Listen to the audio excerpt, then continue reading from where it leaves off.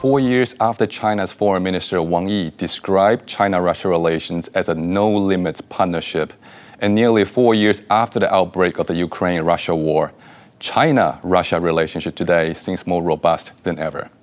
China's official description for this relationship is comprehensive strategic cooperative partnership for the new era. What new era? In Chinese President Xi Jinping's own words, an era where the West is falling and the East, meaning China, is rising. Wang Yi reaffirmed this particular outlook during his meeting with Russia's Foreign Minister Sergei Lavrov in Moscow on December 2nd. 会谈体现了我们之间这种高度的互信和那么紧密的联系，也再次展现了中俄全面战略伙伴关系的高水平。确实，越是这样的一些重要的关头，越需要我们加强战略沟通，那么深化我们的战略合作。And the Kyiv Independent recently cited leaked Russian documents suggesting that Russia may be assisting China in preparation related to a potential Taiwan contingency in 2027. According to the British think tank RUSI, that is Royal United Services Institute for Defense and Security Studies, the agreement includes provisions for Russia to sell military articles to China. China and Russia also just resumed their joint patrols after a year-long pause. Is this just routine, pragmatic cooperation, or are we looking at the early stages of a quasi-alliance here? Finally, the 2026 U.S. National Defense Authorization Act, or NDAA, highlights the risk of Russia-China military cooperation and expands support for the U.S.-Taiwan joint development when it comes to defense. How should Taiwan adjust its defense priorities and operation plans in light of the NDAA, as well as amid growing Sino-Russian military coordination? Hello and welcome to Taiwan Talks. I'm Wen-Ti Song. To discuss these topics and more, today I'm joined by two very distinguished guests today. First, we have Charles Wu, Professor, Deputy Dean, as well as Department Chair of the Department of Diplomacy at the NCCU, that is National Chengchi University, as well as Tony Hu, a former U.S. Department of Defense Senior Director for China, Taiwan, and Mongolia. A very warm welcome to the show today to you both. Thank you. Hello, Wendy. Russian and Chinese bombers and other warplanes, they carried out an 8-hour patrol across the Sea of Japan and the East China Sea, breaching the air defense identification zones, or ADIZ, of Japan and South Korea without warning. While the U.S. showed strong military support by deploying 2 U.S. B-52 bombers alongside Japanese F-35s and F-15s over the Sea of Japan, it has adopted a more de-escalatory tone politically recently. Yet despite the unprecedented number of aircraft involved in the Chinese-Russian patrol, Beijing attempted to play it down as well. Let's watch this. 我想再次强调的是，此次中俄联合空中战略巡航是年度合作计划的项目，展示了双方共同应对地区安全挑战、维护地区和平稳定的决心与能力。日方没必要大惊小怪，对号入座。 So, in light of these developments, maybe I want to start with your general assessment here. Maybe I'll start with Tony. What do you think these developments mean for Japan as well as nearby Northeast Asian security environment here? Like from Beijing and Moscow's perspective, what is their core strategic objective and calculation behind these operations here? So obviously their action disturbs the peace and stability of North Asia. And I think their strategic objective is to put political pressure on Japan after Japanese Prime Minister's statement on Taiwan. But if we look at the operation itself, even though the Russians, their bombers flew over 8 hours, the actual joint portion is about 2 hours in southern Japan. And the interesting thing is the Russian bombers, they actually did a simulated attack using their anti-ship cruise missile 4 hours before they met up with the Chinese aircraft next to Hokkaido. Now, why didn't they do this thing together with the Chinese? That's what we should determine, because what they did basically is a formation flying. It's not an exercise of joint operation, and it doesn't have any military value. Why didn't the Russians went? Could they join up with the Chinese bombers? And because the simulated target can be placed anywhere. So why didn't they practice mutual support, deception? Have the Chinese bomber come from one direction and have the Russian bomber do it another way. In fact, this is more of a political signal rather than a comeback readiness type signal, because I don't think Russian and Chinese are ready to fight together. They're a long way from that, and also I suspect there's some mutual suspicions from previous cooperation where they don't trust the other side as far as can they do it like the way we do it. So this unlimited friendship type things, I think on a military term, it's still got a way to go. Right. And Charles, what's your take on the strategic calculations here and military cooperation potential for the two countries here? I think the major concern for China right now is they want to use not only diplomatic pressure on Japan's Prime Minister Takaichi's very provocative terms on Taiwan. They also deploy and also demonstrate their military pressure, which means they want to demonstrate to Western society that they are really care about the current East Asia politics right now. But the one thing is both China and Russia, they do the joint exercise this time, very rare. Because they also want to demonstrate to the Western society, if Western society can use the military joint activities, the non-Western military can also cooperate in the future, potential cooperation, and show this kind of joint military exercise against Western society. And I think there's another very important thing is they also want to show their kind of current normalizations and also becoming more friendly between China and Russia, especially facing in the Ukraine crisis. I see. And the broader context here, of course, is that this is happening at a time of heightened China-Japan tension, also at a time when U.S. is trying to exert itself more in terms of mediating an end to the Ukraine war. So often we hear about more potential for collaboration for even strategic coordination between China and Russia, or even some people talk about a potential for two-front war, for example. But maybe we start with something smaller here. Maybe I'll ask you, Tony, about this.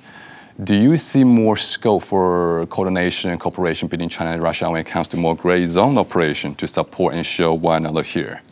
Absolutely.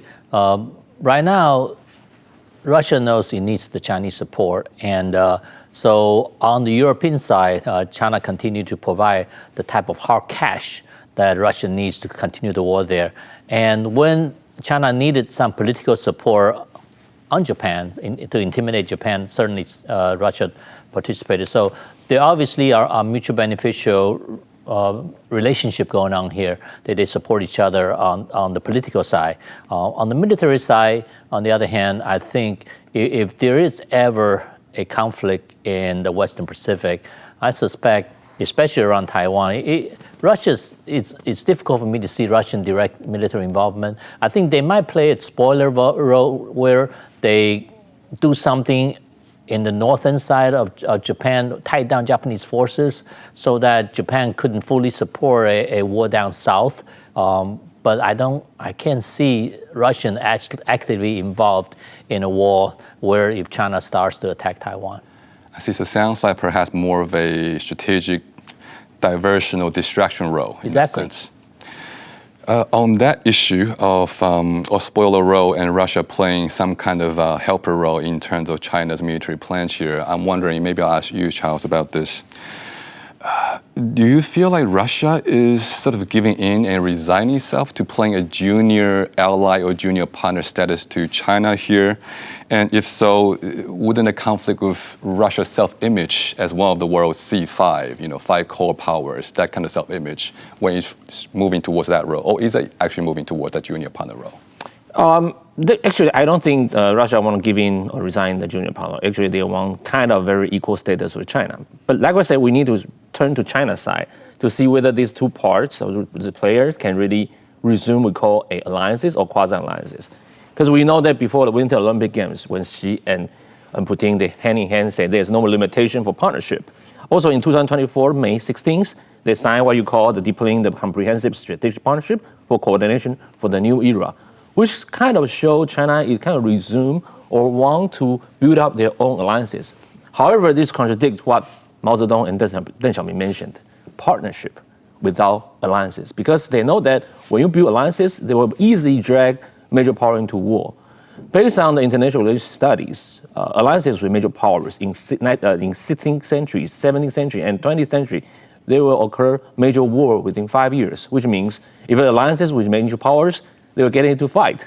So like I say, China is very carefully managing this kind of we call alliances issues, while they want to bring Russia into this kind of cooperation or partnership. We know that because China is very important, they focus on partnership. They use the term partnership. And the partnership between Russia and China is the highest one among all the partnerships China signed with other countries, for example, with Pakistan or with North Korea. The Russian one is the major one. So like I say, this time they want to use this kind of joint military exercise. I don't think it's not only for political or symbolic, but they try to manage how to share their military information, this kind of joint exercise activities when they try to test intelligence collection capabilities. And probably in the future, they will do more under, we call this kind of partnership umbrella. So it sounds like they are working towards, I guess, this political signaling element to it. There's probably also an element of finding ways to improve interoperability, maybe some way to familiarize with their people, personnel in the process. Do you feel like Russia just being opportunistic here when it comes to finding ways to work with China? And if so, well, what's on their mind? Absolutely. They're taking this opportunity to ensure China supports Russia's activity, their strategic goals, and Chinese also. They need a partner within the Permanent Five and in the United Nations, and so I believe this is a good opportunity for Russia, and they're taking advantage of it, and also for China too, because now Russians helping them to intimidate Japan. The 2026 National Defense Authorization Act requests that the U.S. deterrence of potential threats, including those that may be posed by the People's Republic of China and the Russian Federation, and the adequacy of the U.S. military posture in the affected geographic command area of responsibilities for such purposes. The NDAA clearly defines China as the America's #1 primary strategic competitor across military, industrial, technological, and the global influence domains, while continuing to treat Russia as a threat to regional and global stability. Yet the latest national security strategy, the NDAA, takes a noticeably more conciliatory tone towards Russia and China, or allegedly. Maybe I'll hear from our guests shortly on this point. But does this seeming divergence suggest that the U.S. has yet to fully align its strategic approach towards managing China and Russia simultaneously? And if so, what does this mean for policy predictability from the perspective of U.S. allies? So maybe on this, maybe I'll start with Charles for this question. Some observers have talked about potential gap between NDAA's tone and the NSS, and suggest that maybe there's still work to be done there in terms of interagency or intergovernment branches alignment here on posture towards China and Russia. Do you feel that's the case? And if so, what kind of impact does this have when it comes to policy unpredictability for U.S. and its friends? Like I mentioned, like Putin probably he doesn't want the same status as China. However, from Washington perspective, from actually Trump's perspective, he viewed these two major powers differently. Okay, if you look at the national security strategy, I think Trump still maintained the same tune, viewed China as a major security competitor. Okay, not only in security but also in all perspective. But different from Biden. Biden used more we call the value examinations. He put more emphasis on democracy. But Trump put more emphasis in interest and also empowers. So Trump distinguished China from Russia from three perspectives. First, he viewed Russia as a more regional major powers, focusing on the Ukraine war. However, China is a more comprehensive competitor, not only in security, but in technology, in economic sides. Second, I think from the national security strategy, United States also perceive Russia as a more traditional military adversary, while they view China as differently. Like I say, from economic side, I think Trump viewed China as a major, not only military competitor, but also a business competitor. So if you check or review Trump first term and second term, his major business competitor or major business concern is on China, not in Russia. Okay. The last one is resources. I mean, even Russia still have some resources, but China still maintain control a lot of like rare earth resources and mining resources. So like I say, based on these three standpoints, I think Trump distinguished China from Russia as different major powers. So it sounds like Russia is framed largely as a military threat, whereas China is more of a full spectrum competitor in many senses of the word. Yeah. On that Russia issue, maybe I'll go to Tony for this. Since Russia is framed as a definitely not minor, but a lesser threat than China, then some observers talk about this idea of a reverse Nixon. That is the idea that whereas President Nixon used to find ways back in the 70s of peeling China away from Russia, so it became US-China 2 against 1 against Soviet Union. Some people talk about today they're doing the opposite. Maybe US has an incentive to find ways to peel off Russia from the China bloc. How realistic or practical do you think this idea is? Actually, I'm not sure that's very practical because if you look at, you talk about the divergence of view between NSS and NDAA, it's basically a different viewpoint it reflects in the executive side of the US government and the legislative side of the US government. Now, Trump has repeatedly boasted his friendship with both Putin and Xi. However, Putin has been not very cooperative in regional and Ukraine. So I think Trump is taking a harder stand now, and I am not sure that there's a way that the United States can entice Putin away from China because he needs China for his own personal interest. And but both the legislative side and the executive side see China as a threat. So you can see convergence in policy on that side. And I see that continuing. If you look at the NDAA, where they have provisions about United States DoD should be working with Japan, identify counterstrike ability to hit China, and about United States building stronger alliance in Asia Pacific to counter Chinese influence and to compete with China. So those are very specific words, and it shows congressional's thought about the Chinese threat and the support for Taiwan. On that issue, I'm wondering, some people talk about U.S. approach here being a little bit hard to understand or hard to predict. But one way people try to make sense of the present and future is to look into the past. So I think maybe I'll ask Chao this question. Do you see any historical parallels to today's U.S. grand strategy? Yeah. When we study Trump's, it's interesting. People easily compare him with, for example, Monroe or Jackson. Okay. Right now, more observers, when they study the national security strategy, they say it's kind of returning of Monroe Doctrine, which Trump mainly focuses on what's going on in Latin America and also America. Okay, for example, his statement on Maduro, his statement on the Honduras elections, which he wants to kind of stabilize his power and his influences in the America areas. However, he also emphasized his kind of focus on the Indo-Pacific. He mentioned Taiwan 8 times about the chips, high techs. He mentioned the alliances in Japan and also in Korea. I think his idea is not kind of withdrawn from the international society. However, he wants his allies first. You need to do your best and prepare for the worst.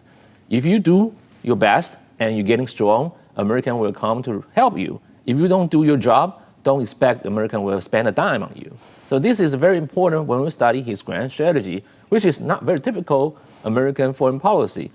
Like what I say, how to understand and realize we call the right-wing ideology and also his kind of strategic is very important. We need to go back, we call the interest peace theory. Like I say, he doesn't care about democratic theory.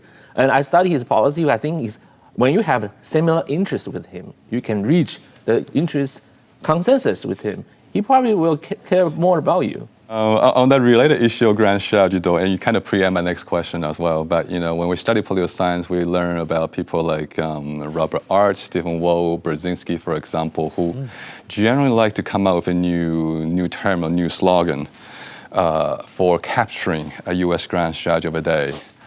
And all right, Chao, since you talk about interest peace theory, maybe I'll follow up with you on this as well. Okay. We used to talk about terms like preeminence, offshore balancing, selective engagement, and what have you. Yeah.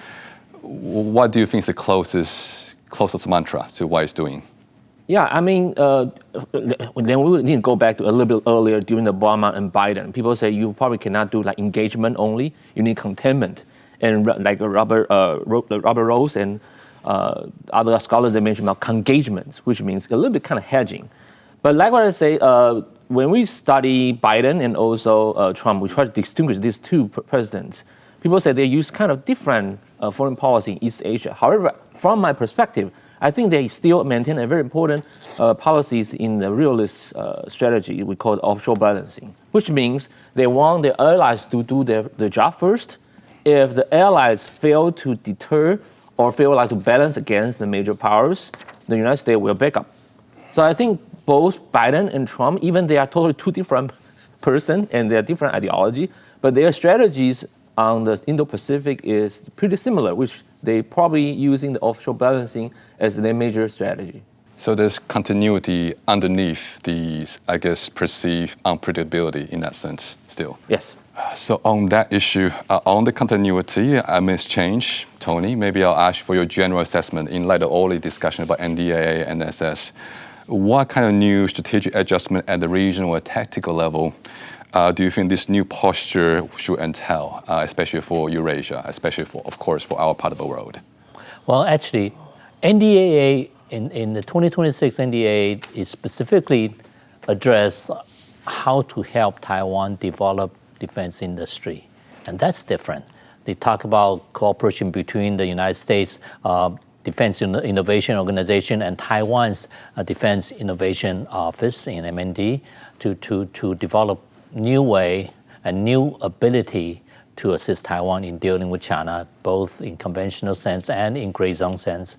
And so that's new. And the fact that it talked about helping develop counter-strike, and like I mentioned earlier, that type of things, I think it all has the idea where NDA, I don't remember it ever being so specific about actions against a possible adversary, and NDA is taking a more direct and comprehensive way of trying to counter the growing threat of China.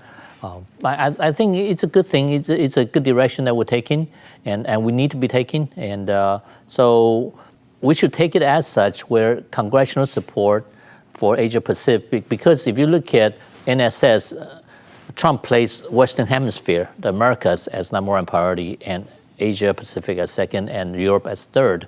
So now Congress actually, if you look at NDAA, their focus toward Asia is quite a bit stronger than focus in the Americas.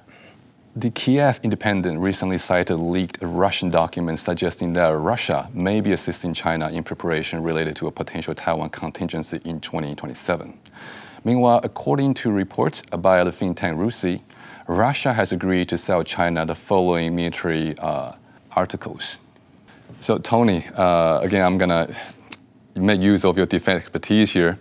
In light of all these new Russia-China military cooperation in the arms purchases, these seem to be pretty concrete, but I'm wondering what signal do these send for Taiwan Strait security particularly, and how, if at all, do you think they might require Taiwan to make shifts or adjustment to its own defenses assumption, perhaps operational doctrines? Mm-hmm. The fact is, many people think of airborne operation, they think of the World War II movies where airplane comes and people drop. Nowadays, that doesn't happen that way, okay? The big air transports, they're highly easy targets because they're so large. And once they take off in China, pretty much Taiwan's radar can detect it. And Taiwan's air defense systems, because those transports cannot maneuver, they're easy targets. And so airborne operations is not that easy. They can be hit all the way in until Stingers. Every soldier can carry a Stinger out of the woods, and So, and these aircraft will be flying around 500 to 1,000 meters to drop stuff because you can't be too high, the stuff will drift away.